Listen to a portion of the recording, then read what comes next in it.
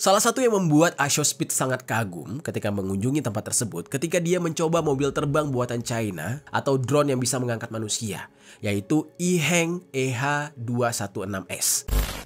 Pemerintah Amerika Serikat memperingatkan China untuk nggak membalas tarif yang mereka kenakan, tapi malah Amerika di sini nyuruh agar Xi Jinping harus menelpon Donald Trump atas penetapan tarif yang diberikan oleh Amerika. Kan kocak ya? Yo geng, tekan tombol subscribe geng. Demam. Gak demam sih, flu lebih tepatnya. Yang semangat dong, maneh wes sendiri. Aing mah capek. Aduh, cuaca lagi gila banget dingin. Gue habis mudik ke Aceh. Di Aceh itu panas banget. Terus balik ke Jakarta musim hujan. Jadi ya pilek. Oke, halo geng. Welcome back to Kamar Jerry.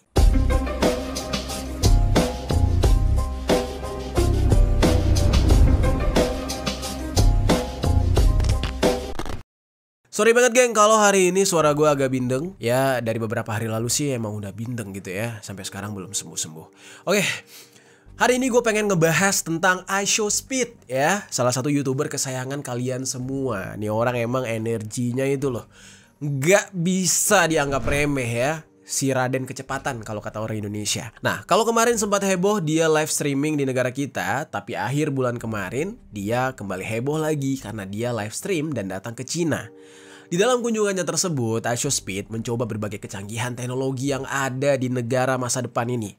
Jujur aja ya, gue sendiri sampai takjub geng.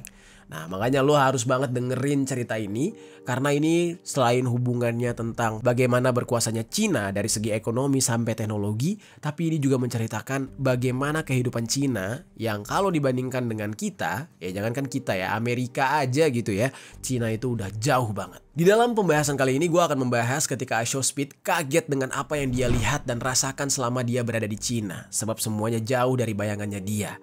Cina yang dia kira bukanlah negara semaju Jepang atau Eropa atau bahkan semaju negaranya dia Amerika, ternyata memiliki teknologi dan fasilitas yang sangat canggih dan bahkan sudah meninggalkan jauh Amerika sendiri. Dan bukan cuma Ashospeed aja, penonton yang melihat live streamingnya di Cina juga nggak menyangka kalau Cina ternyata memiliki teknologi yang nggak kalah maju dari negara-negara lain.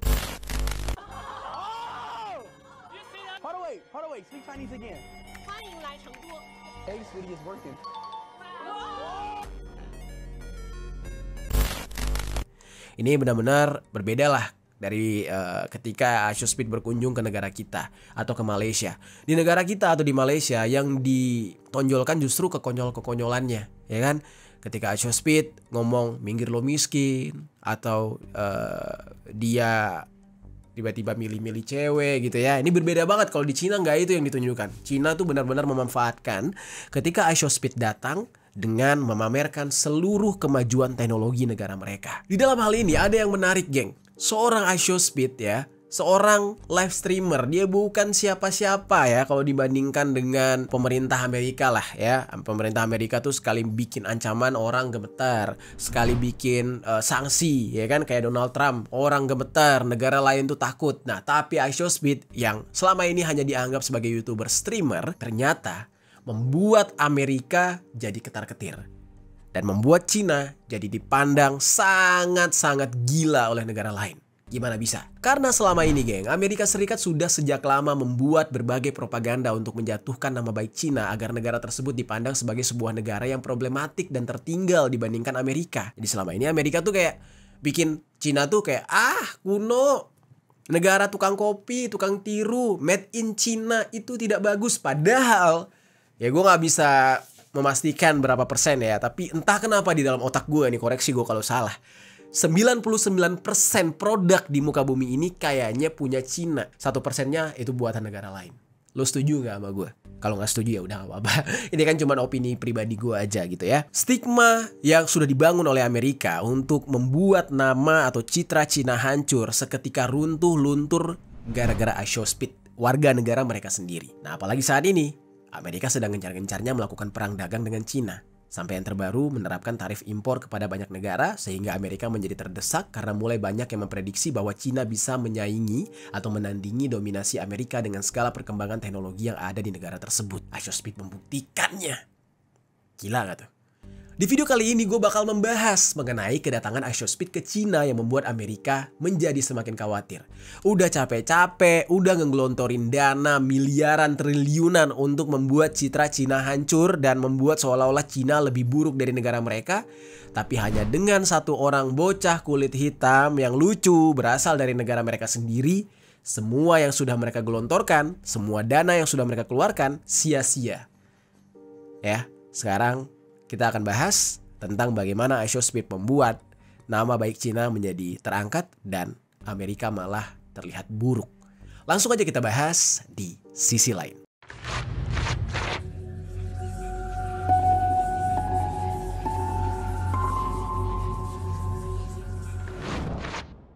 Kita langsung masuk ke dalam pembahasan kedatangan iShowSpeed ke Cina atau ke China.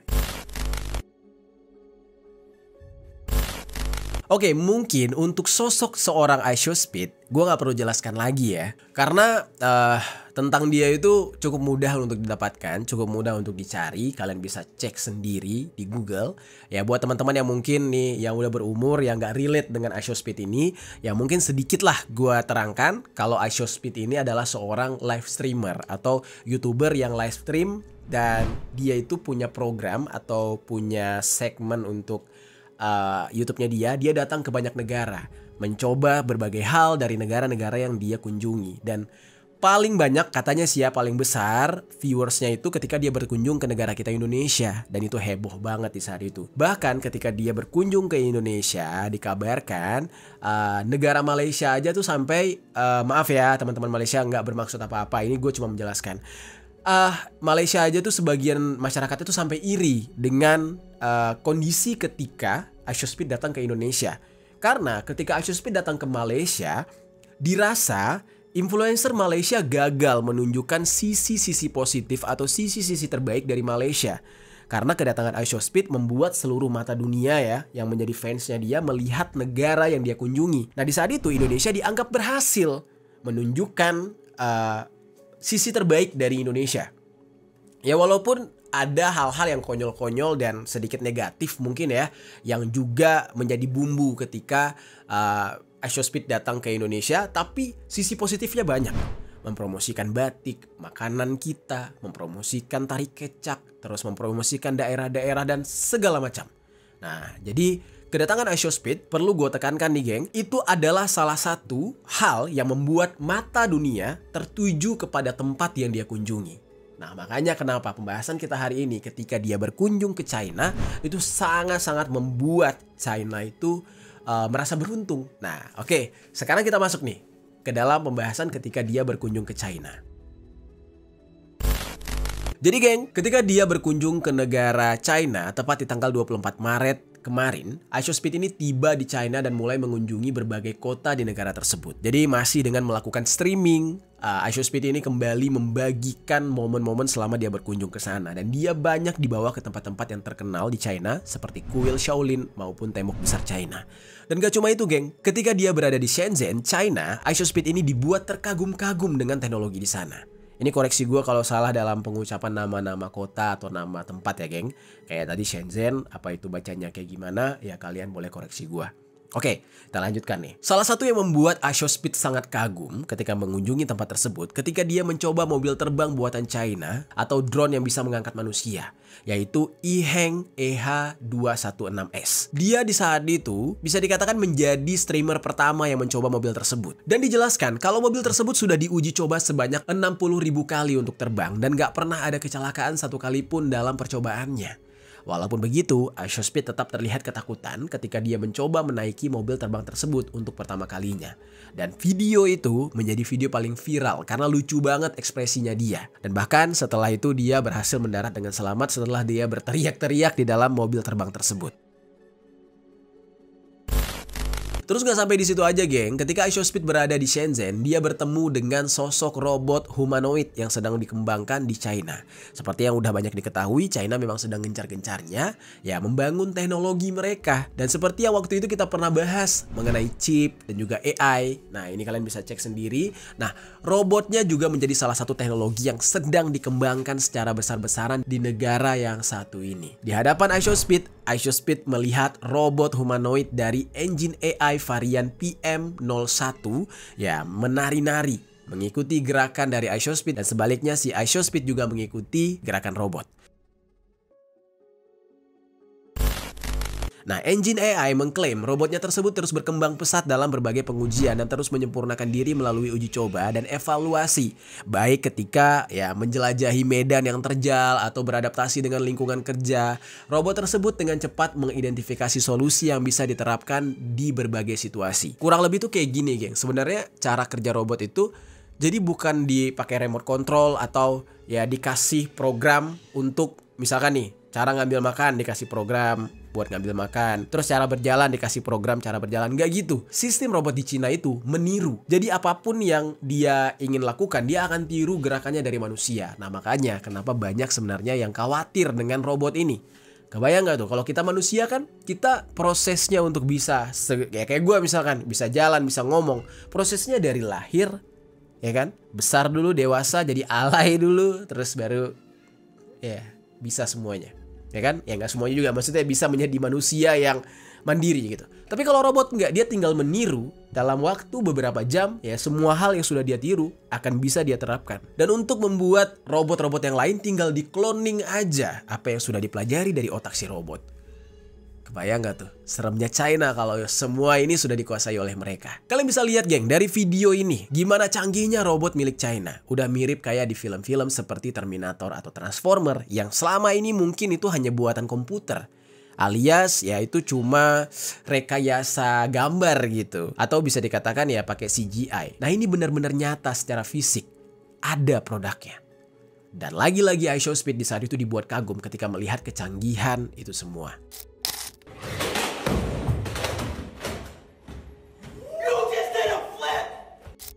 Terus ada yang paling menarik, geng. Selama ini ya, ini buat kalian juga yang mungkin belum paham gitu. Cina itu dengan Amerika itu bersaing dalam segi smartphone. Memang secara branding Amerika sangat berhasil membranding produk dari negara mereka yang bernama iPhone, ya kan?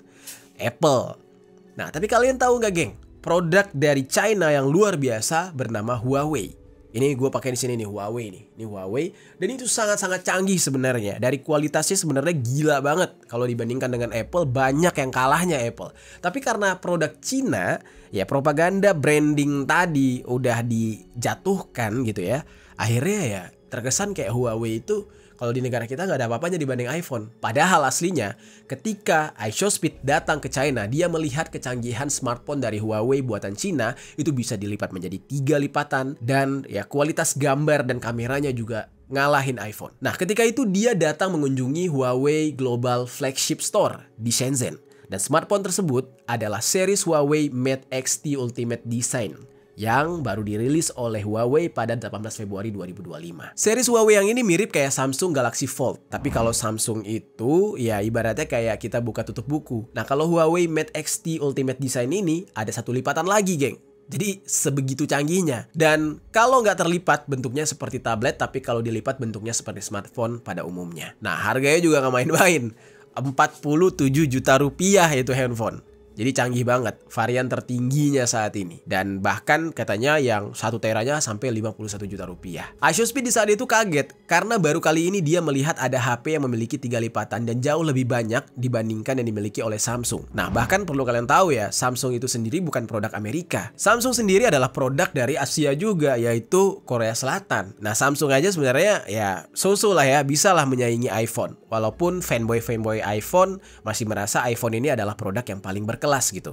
Nah, padahal ya kalau kita bandingkan dengan produk China bernama Huawei, ya jauh kalahnya. Dan iShowSpeed di saat itu nggak nyangka bahwa harga iPhone Huawei yang selama ini ya diremehkan sebagai iPhone Cina di negara mereka ya, itu bisa seharga PC gaming, yaitu 51 juta. Ya tapi walaupun begitu dia udah keburu takjub dengan handphone tersebut, dan dia sebagai orang kaya, streamer kaya, dia tetap beli HP itu. Dan gak cuma satu, tapi 3 sekaligus. Dan perlu kalian ketahui, Huawei sebenarnya pernah di blacklist atau di ban di Amerika. Jadi nggak boleh jualan di Amerika. Beruntungnya iShowSpeed dia bisa beli langsung dari China. Siapa lagi yang punya di negaranya? Dia doang. Nah dari sini kalian bisa lihat ya geng, bagaimana iShowSpeed terkagum-kagumnya dengan China sampai dia membeli produk China yang dilarang di negara dia. Terus geng, hal yang nggak disangka lagi, ketika iShowSpeed berada di sana, dia sempat order ayam dari KFC. Tapi geng, berbeda dengan sistem delivery yang ada di banyak negara yang biasanya diantarkan oleh manusia menggunakan motor atau ya diantarkan pakai Gojek gitu kan. KFC di Cina diantarkan melalui drone. Benar-benar terbang terus mendarat. Dan biasanya ya drone ini kan setahu gue tuh ya, di banyak negara ya dipakai untuk balap ya, balap drone atau mengambil video, mengintai dan lain-lain. Di China itu udah dipakai untuk mengantar makanan. Gue pernah melihat salah satu video klip dari Rich Brian, salah satu rapper asli Indonesia yang sekarang sudah dikontrak atau sudah sign ke label Amerika. Amerika lo ya, dia tinggal di Amerika. Dia bikin video klip pakai drone ya. Di salah satu video klip dia lagu yang judulnya Bali. Nih boleh kalian lihat.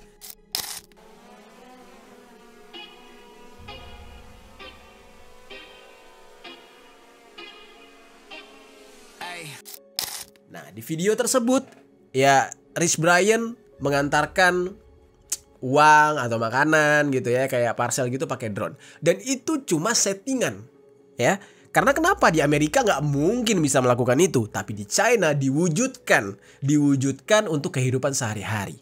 Benar-benar ya KFC alias makanan ayam goreng asal Amerika ada di China diantarkan pakai drone. Nah dan di akhir perjalanannya iShowSpeed di Shenzhen ini, iShowSpeed menyaksikan pertunjukan sebanyak 15.000 drone yang begitu spektakuler dan megah di langit dengan mengeluarkan berbagai cahaya yang membentuk naga, burung, tulisan-tulisan sampai gedung-gedung yang ada di kota Shenzhen.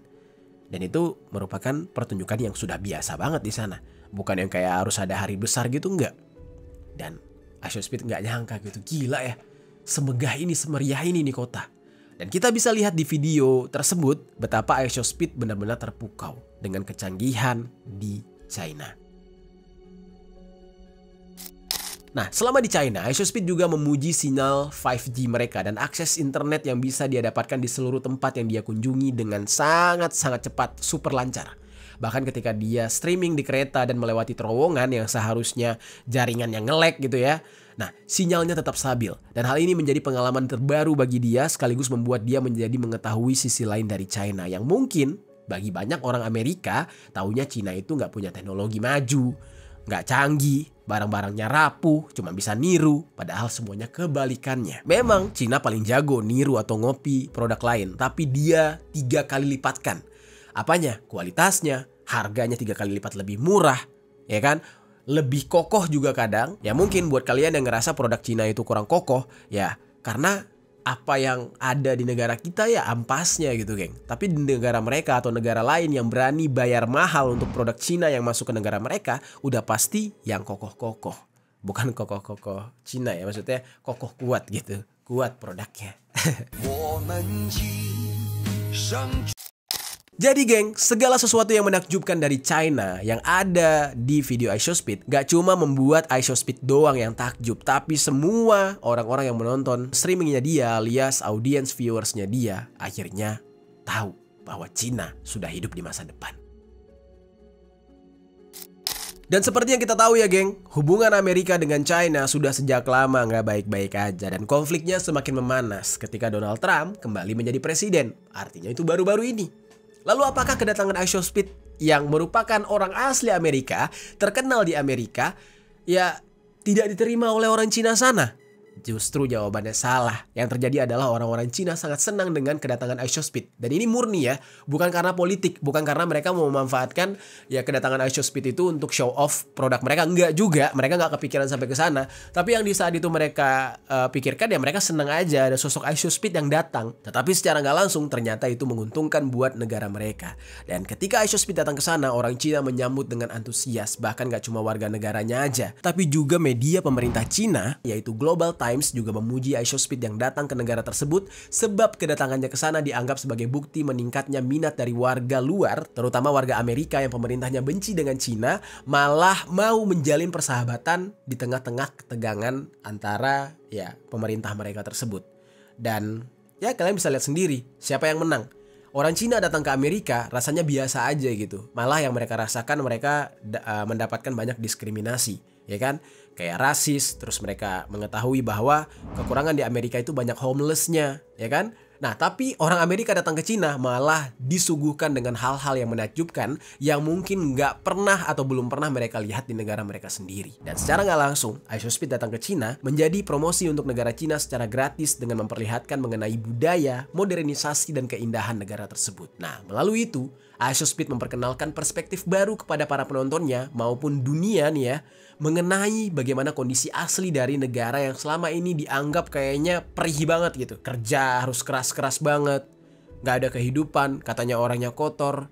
Padahal mah lihat sendiri negaranya, yang mungkin berbeda dari apa yang selama ini orang bayangkan. Kunjungan iShowSpeed sangat menguntungkan bagi China. Dan karena China bisa mendapatkan exposure dengan memanfaatkan kedatangan si iShowSpeed ke sana. Di sisi lain geng, Amerika, negara asal dari iShowSpeed yang sekaligus lawan dari China yang justru sudah menggelontorkan dana besar-besaran untuk membuat citra China jelek gitu ya, malah merasa khawatir, ketar-ketir akan hal tersebut. Nah, sekarang kita akan masuk ke dalam pembahasan selanjutnya mengenai Amerika yang sudah mulai khawatir gara-gara kunjungan iShowSpeed ke negara China.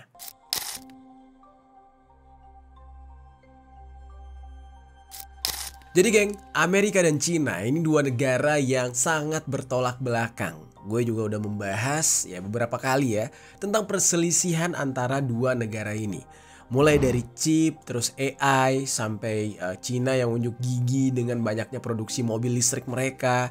Nah, perkembangan yang begitu pesat di Cina memang mengejutkan banyak pihak, gak terkecuali Amerika geng. Ya karena selama ini persepsi banyak orang mengenai Cina itu bukan sebuah negara yang megah seperti yang ditunjukkan oleh iShowSpeed. Ya sampai akhirnya iShowSpeed nunjukin sendiri gitu kan. Wah gila banget nih negara Cina. Di Cina itu dianggap kayak cuma banyak pabrik-pabrik, masyarakatnya nggak sejahtera, bahkan jauh dari kata maju. Nah itu gambaran yang di-create oleh Amerika. Apalagi ketika COVID-19 terjadi. Kalau kalian ingat, virus corona itu pertama kali terdeteksi di Cina, tepatnya di Wuhan. Dan dari sini semakin kencang tuh sentimen negatif yang berkaitan dengan Cina. Yang mana kondisi ini juga ternyata dimanfaatkan oleh pihak Amerika untuk memanipulasi opini publik dan hubungan internasional demi keuntungan strategis dan geopolitiknya Amerika. Nah, di saat itu bukannya saling membantu untuk menghentikan penyebaran dari virus corona ini dengan vaksin-vaksin yang ada, tapi ya Amerika justru mendiskreditkan vaksin-vaksin yang berasal dari Cina. Bilangnya vaksin yang diproduksi di Cina itu bukan menyembuhkan tapi justru membuat nyawa semakin hilang. Intinya membuat masyarakat jadi nggak percayalah kepada vaksin dari Cina ini. Yang mana vaksin Cina dianggap nggak bisa menyembuhkan COVID tapi malah semakin menyebarluaskan COVID.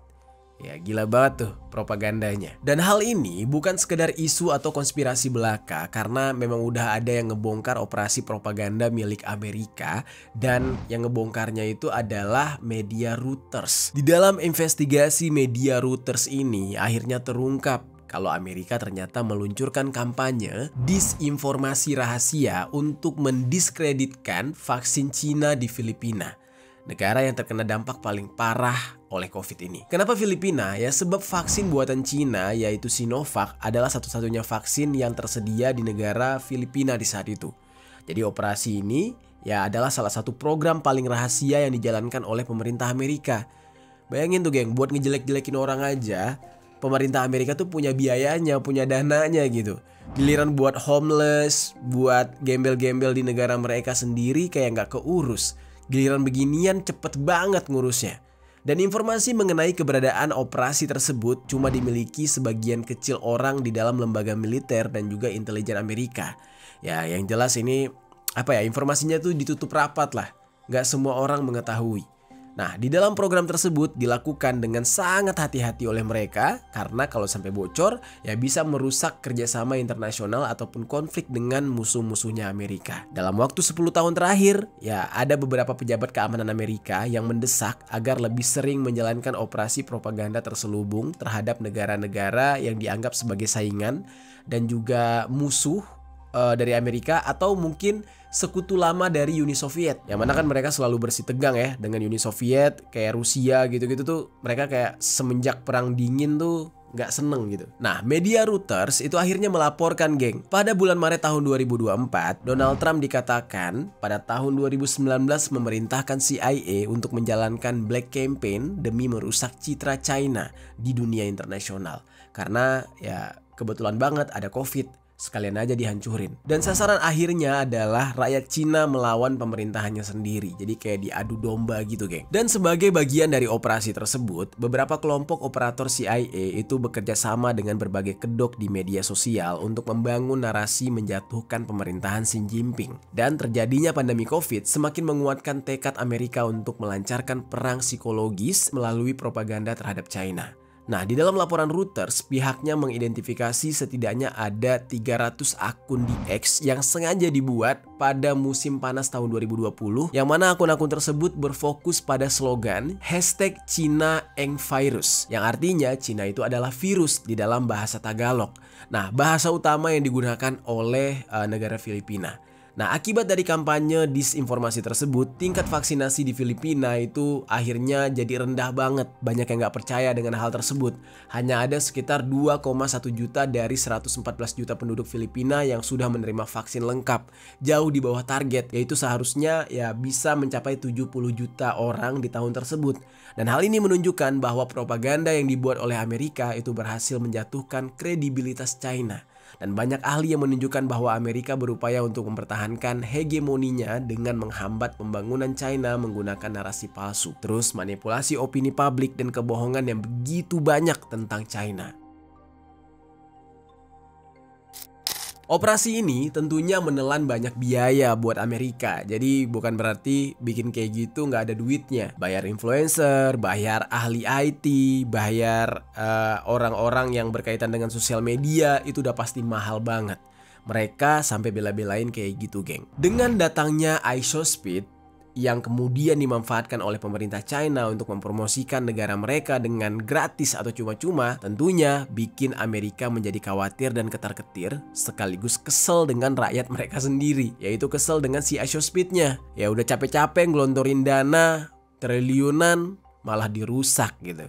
Dirusak dengan dia datang ke sana dan mempromosikan secara gratis apa yang terbaik dari China. Dari sini kita bisa lihat sendiri geng seberapa jauh perkembangan dari negara China yang membuat kita sendiri terheran-heran. Kok negara tersebut bisa membuat teknologi yang begitu canggih, tapi di satu sisi teknologinya itu harganya jauh lebih murah dibandingkan dengan produk sejenis dari kompetitornya. Yang mana kalau diproduksi di luar Cina udah pasti harganya tuh melambung banget. Tapi kalau diproduksi di Cina mau secanggih apapun, fiturnya sebanyak apapun, harganya masih lebih terjangkau. Dan kalau dibandingkan dengan produk dari Korea Utara yang sama-sama merupakan negara komunis, ternyata Cina jauh melebihi Korea Utara geng. Ya walaupun kekuatan Korea Utara nggak bisa dianggap remeh juga, sebab sekarang udah banyak bukti kalau Korea Utara bisa melancarkan serangan melalui internet atau serangan cyber yang sangat berbahaya untuk mencuri uang, yang mana uang-uang tersebut mereka gunakan untuk membangun program nuklir mereka.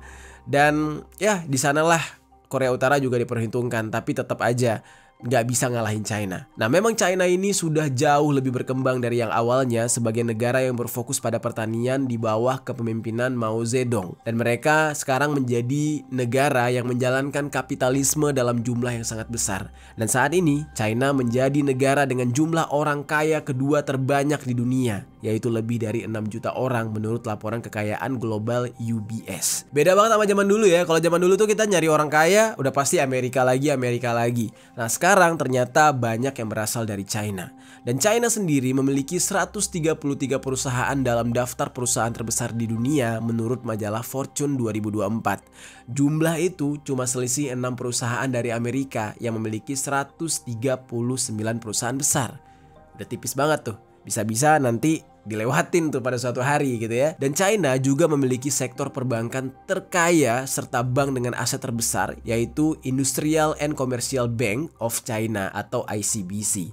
Nah buat teman-teman yang tinggal di Jakarta kayaknya sering tuh lihat bank ICBC bertebaran di Kuningan sana, di Jakarta Selatan. Nah itu ternyata bank milik China. Kenapa bisa ya geng? Negara komunis terbesar di dunia bisa memiliki kekayaan yang begitu banyak, bahkan diprediksi akan menjadi negara dengan perekonomian terbesar di dunia, menyaingi Amerika. Padahal kalau kita dengar dari pelajaran bahasa Indonesia ya, kayaknya paham komunis itu pahit banget. Tapi kenapa China justru sukses dan berhasil negaranya? Kita harus mundur dulu geng ke beberapa tahun yang lalu, sekitar tahun 1978, yaitu ketika pengganti dari Mao Zedong yaitu Deng Xiaoping membuat sebuah perubahan besar di China.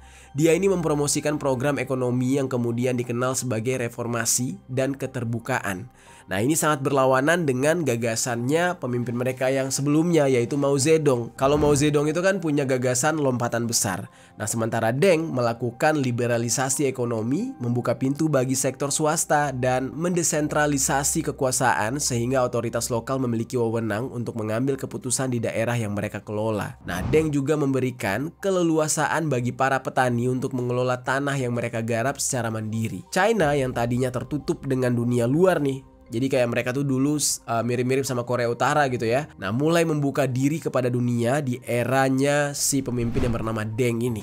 Jadi mereka mulai menerima orang-orang masuk ke negara mereka, investor, wisatawan, pokoknya orang-orang dari seluruh dunia mereka jalin hubungan gitu. Nah keterbukaan ini juga berlaku untuk Amerika di saat itu, yang mana pemimpin mereka yang bernama Deng ini melakukan kunjungan ke Amerika, tepatnya ke Washington. Kedatangan dia tersebut kemudian dibalas oleh Presiden Amerika Serikat pada saat itu, yaitu yang bernama Richard Nixon, yang mengunjungi Beijing di tahun terakhir pemerintahan Deng, yang bertepatan di tengah-tengah situasi perang dingin. Jadi kayak sudah mulai bersahabat, mulai ada timbal balik gitu geng. Terus geng, model ekonomi berbasis pada ekonomi pasar yang diperkenalkan oleh Deng itu dinamakan sosialisme dengan karakteristik China. Nah langkah ini sukses membuat peningkatan pada pertumbuhan China mencapai rekor tertinggi dan bertahan selama 4 dekade geng. Nah World Bank di saat itu memperkirakan udah ada lebih dari 760 juta penduduk di China yang akhirnya keluar dari kemiskinan berkat langkah yang dilakukan oleh Deng tadi. Dan inilah sebuah pencapaian yang belum pernah terjadi sebelumnya dan menjadi prestasi besar bagi China itu sendiri. Beberapa ahli bahkan menyebutnya sebagai keajaiban ekonomi yang paling mengesankan di dalam sejarah dunia. Nah setelah Deng berhasil menjadi seorang pemimpin di China,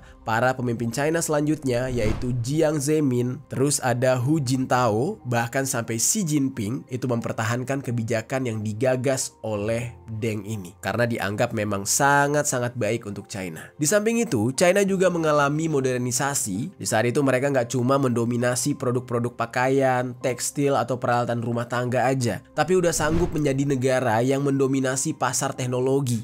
Makanya jangan heran, elektronik punya China itu semuanya canggih-canggih. Banyak produk teknologi yang berada di dekat kita sekarang nih di Indonesia itu yang berasal dari China. Mulai dari handphone, terus kayak peralatan rumah untuk masak atau untuk bersih-bersih. Nah sekarang udah canggih-canggih banget buatan China. Dan kalau bicara soal handphone, ada Xiaomi, ada Oppo, dan Vivo. Nah itu 3 perusahaan pembuat handphone terbesar di dunia saat ini yang berasal dari China. Huawei yang juga berasal dari Cina menjadi pionir pengembangan teknologi 5G. Dan gak mau ketinggalan Lenovo yang saat ini juga menjadi produsen komputer terbesar di dunia. Juga berasal dari Cina dan merajai pasar gadget saat ini. Terus ada Alibaba, kalau ini gak usah ditanya lagi ya. Perusahaan yang dibuat oleh Jack Ma. Ini menjadi perusahaan e-commerce terkenal di dunia, bahkan menjadi perusahaan konglomerat multinasional.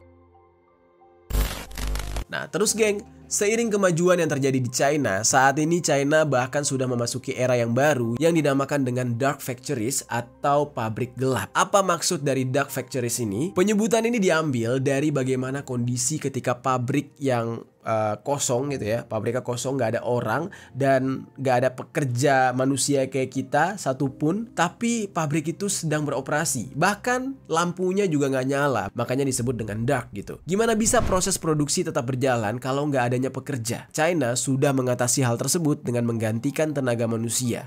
Mungkin China berpikir kalau menggunakan tenaga manusia ada limitnya, ada batasnya gitu, cepat capek. Manusia nggak bisa bekerja 24 jam nonstop.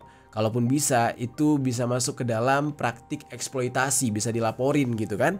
Nah, oleh karena itu, China mulai mengalihkan tenaga kerja produksinya bukan lagi menggunakan manusia, tetapi dengan mesin yang dilengkapi oleh AI, robotika, dan juga sensor canggih, sehingga produksi akan terus berjalan selama 24 jam tanpa henti.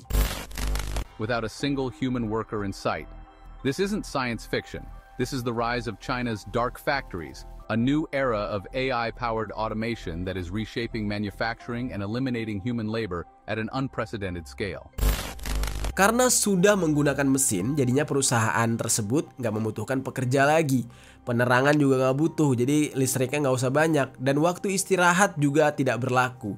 Karena yaitu robot bekerja terus, sehingga akan mengurangi biaya energi dan meningkatkan efisiensi. Ya, tapi walaupun begitu ya berbeda ya. Kalau pemerintah negara mereka, ya walaupun pekerjaan-pekerjaan banyak sudah diganti robot, tapi pemerintah mereka memikirkan nasib warganya yang kehilangan pekerjaan dengan membuka lapangan pekerjaan baru.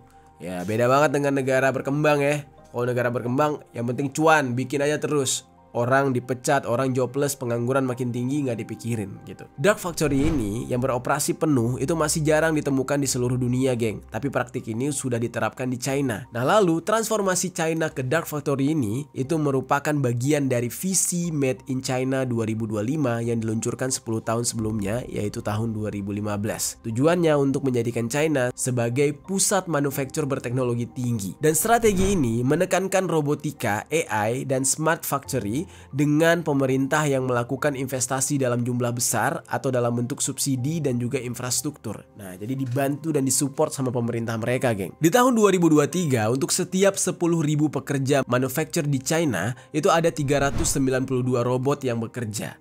Hal ini melampaui rata-rata global, yaitu hanya sebesar 141 menurut data dari International Federation of Robotics. Dari penjelasan gue ini, kalian bisa membayangkan gimana majunya China sekarang. Amerika yang sudah sejak lama menjadi negara yang paling dominan dalam mengendalikan dunia, mau itu dari segi politik dan juga ekonomi, pasti sangat merasa terancam nih. Sebab sejak Perang Dingin, Amerika tidak pernah memiliki lawan yang setara dengan mereka lagi setelah Uni Soviet runtuh. Nah, tapi tiba-tiba pendatang baru muncul, yaitu China. Terlebih lagi negara tersebut memiliki hubungan yang sangat harmonis dengan Rusia, negara perpecahan Uni Soviet yang masih meneruskan ideologi yang sama dengan Uni Soviet, yang mana ini sangat bertentangan dengan Amerika. Gila, Amerika punya musuh yang sangat kuat saat ini. Dan konflik antara Amerika dengan China saat ini mengingatkan kembali kita kepada situasi Perang Dingin, karena kedua negara ini yang akan bertarung tapi tidak menggunakan senjata, melainkan menggunakan propaganda-propaganda mereka,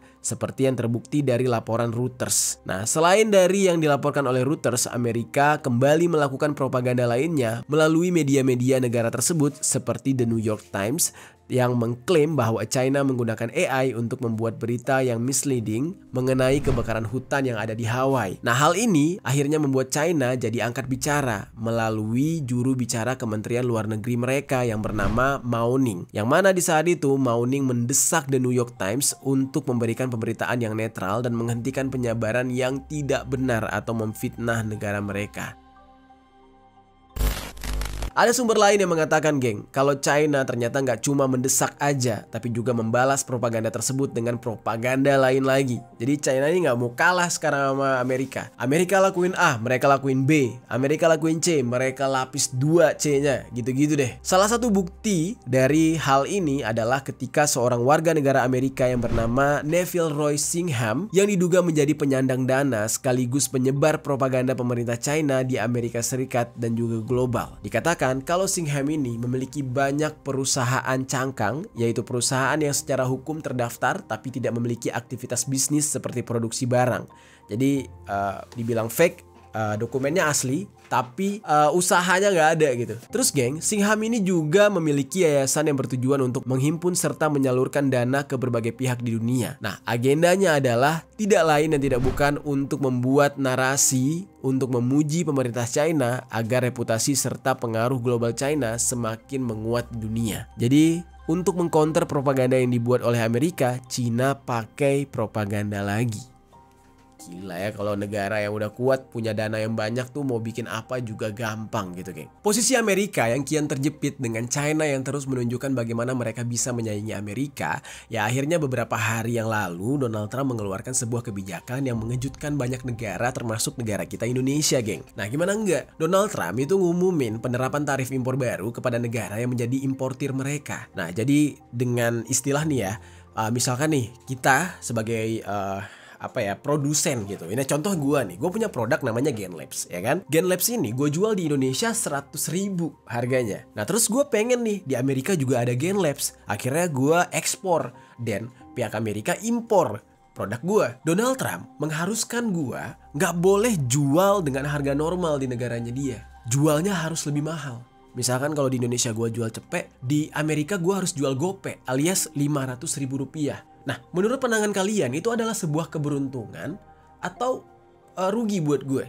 Pasti menurut kalian, untung dong Jer, lo kan jualnya lebih mahal. Jawabannya nggak begitu. Nggak selalu atau nggak melulu harga mahal itu menguntungkan kita. Karena kenapa? Semakin mahal, semakin nggak normal harga yang kita jual ya. Karena diharuskan oleh pemerintah mereka di sana, otomatis produk kita belum tentu laku. Nah makanya Donald Trump di saat itu sengaja membuat peraturan kayak gitu. Jadi setiap ada barang dari luar negeri, termasuk negara kita dan terutama negara Cina ya, apalagi China kan memang produsen besar gitu, produk-produk di muka bumi ini gitu kan. Nah barang tersebut harus dijual dengan harga tinggi yang tujuannya agar produk tersebut tidak dipilih oleh warga lokal dan warga lokal Amerika lebih memilih produk dari Amerika aja. Yang akhirnya ini termasuk ke dalam bagian dari perang dagang yang sedang Amerika lakukan supaya produsen-produsen lain atau produk-produk dari negara lain nggak laku. Indonesia nih ya terkena tarif impor sebesar 32%. Yang otomatis ya harga jual barang nih kalau gua masukin barang gua ke sana harus gua up sebesar 32%. Jadi kan mahal banget. Nah sementara China nih ya itu jadi negara yang mendapatkan tarif tertinggi geng di antara yang lain. Yang mana aksi saling balas melalui tarif ini dimulai sejak bulan Februari tahun 2025. Yang mana ketika itu Donald Trump menaikkan tarif impor sebesar 10% untuk barang-barang China. Nah, China kemudian menanggapi kebijakan itu dibalas sama China dengan cara mengenakan tarif sebesar 15% terhadap Amerika untuk produk batu bara dan produk gas alam cair mereka. Nah, China juga menetapkan tarif sebesar 10% pada minyak mentah, mesin pertanian, dan mobil berkapasitas besar. Lalu, singkat cerita, di tanggal 3 Maret tahun 2025, Donald Trump gak mau kalah juga. Dia naikin tarif lagi terhadap barang impor dari China sebesar 10% menjadi 20%.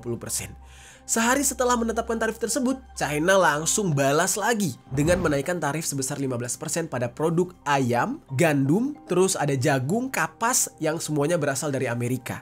Nah, lalu China memberikan tarif lagi sebesar 10% pada sorghum, kedelai, daging babi, daging sapi, produk perairan, buah-buahan, sayur-sayuran, dan produk susu yang berasal dari Amerika.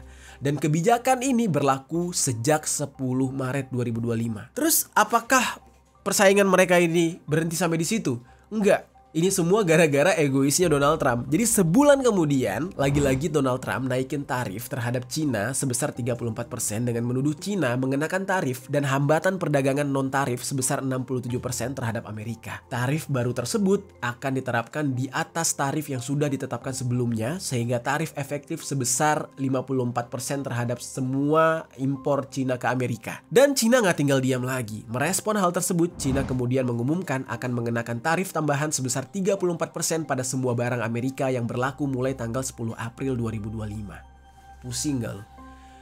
Gak ada yang mau kalah. Dan di saat itu Donald Trump kemudian memberikan ancaman. Dia bilang akan mengenakan tarif tambahan sebesar 50% pada barang-barang Cina di tanggal 9 April kemarin. Kalau Cina nggak menarik tindakan balasan tersebut paling lambat tanggal 8 April 2025. Jadi ibaratnya nih Donald Trump bilang, wah gila lo ya gitu ya. Ini misalkan nih, lo gue kasih kenaikan tarif segini, lo balas segitu.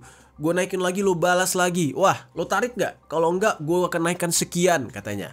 Gue akan naikkan 50%. Nah, tapi Cina nggak peduli, geng. Tetap mereka menerapkan tarif tersebut dan hal ini membuat Amerika secara resmi meningkatkan tarif efektif barang impor dari Cina yang awalnya 54% menjadi 104%. Aduh, ini gimana? Kapan pernah ada hal kayak gini coba? Lo ngejual barang lo tapi lo harus up 100% lebih. Dan dengan bertambahnya tarif tersebut, Cina juga pasti nggak akan tinggal diam. Akhirnya Cina membalas dengan menaikkan tarif sebesar 84% atas barang-barang Amerika. Serangan Amerika selanjutnya adalah meningkatkan tarif atas barang-barang Cina menjadi 125%. Wah, makin gila nih. Dan di hari yang sama ketika Cina menaikkan tarif impor kepada Amerika. Lalu keesokan harinya, setelah menetapkan tarif sebesar 125% tersebut, pemerintah Amerika mengatakan kalau Amerika sudah meningkatkan tarifnya lagi menjadi 145% terhadap China. Nah, jadi Amerika benar-benar gak mau kalah. Tapi China mendapatkan tekanan soal biaya tarif yang begitu tinggi. Mereka membalas lagi penetapan tarif tersebut dengan menaikkan tarif impor juga kepada Amerika menjadi 125%. Dan menurut China, pemberlakuan tarif yang sangat tinggi oleh Amerika terhadap China melanggar aturan perdagangan internasional dan ekonomi dasar, serta merupakan intimidasi dan pemaksaan secara sepihak. Sebelum akhirnya China memberikan tarif balasan sebesar 125% tersebut. Pemerintah Amerika Serikat memperingatkan China untuk nggak membalas tarif yang mereka kenakan, tapi malah Amerika di sini nyuruh agar Xi Jinping harus menelpon Donald Trump atas penetapan tarif yang diberikan oleh Amerika. Kan kocak ya. Ini ibaratnya nih ya, lo kakak misalkan, gue adik, lo udah kalah nih sama gue sebenarnya, tapi lo gengsi gitu, lo tetap minta, telepon gue sekarang, ya, lo telepon gue sekarang, lo harus klarifikasi ke gue, padahal lo sadar lo kalah gitu. Nah, jadi Amerika ini pengennya Cina lah yang mendatangi mereka agar terlihat kalau Cina ngemis-ngemis ke Amerika. Nah, Donald Trump ini sudah memberitahu timnya kalau China lah yang harus pertama kali menghubunginya, bukan sebaliknya. Sebab Amerika yakin kalau China yang memilih untuk membalas dan mereka memang ingin meningkatkan perang dagang. Tapi reaksi Cina justru nggak sesuai harapan Donald Trump. Gila banget, geng. Cina sama sekali nggak mencoba untuk berkomunikasi dengan Amerika. Dicuekin. Xi Jinping di saat itu mengeluarkan responnya sendiri mengenai kebijakan tarif impor yang dibuat oleh Donald Trump. Xi Jinping menegaskan kalau Cina nggak takut dengan tarif tinggi yang diterapkan oleh Trump.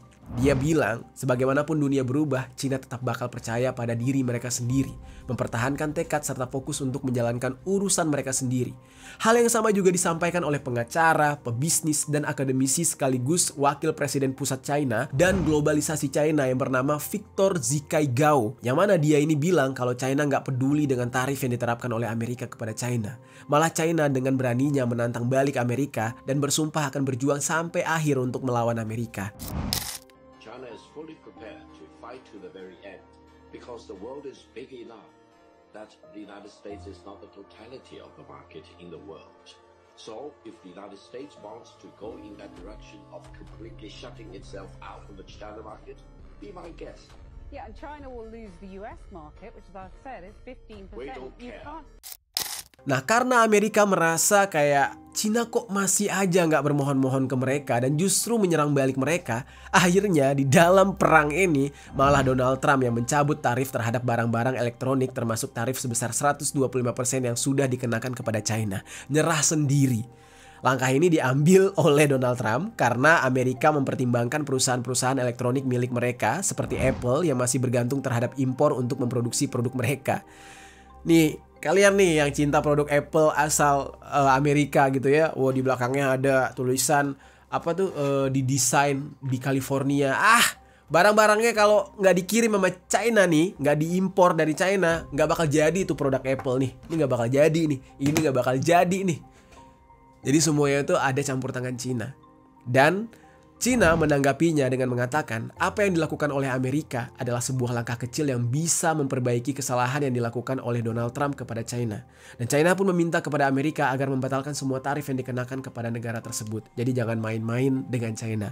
Apapun yang dilakukan oleh Donald Trump itu seakan-akan tidak mewakili Amerika, tapi kayak ego dia sendiri gitu. Jadi China ini jago banget. Yang mana ini lama-kelamaan nih rakyat Amerika bisa benci sama presidennya sendiri gak sih, geng? Gila banget.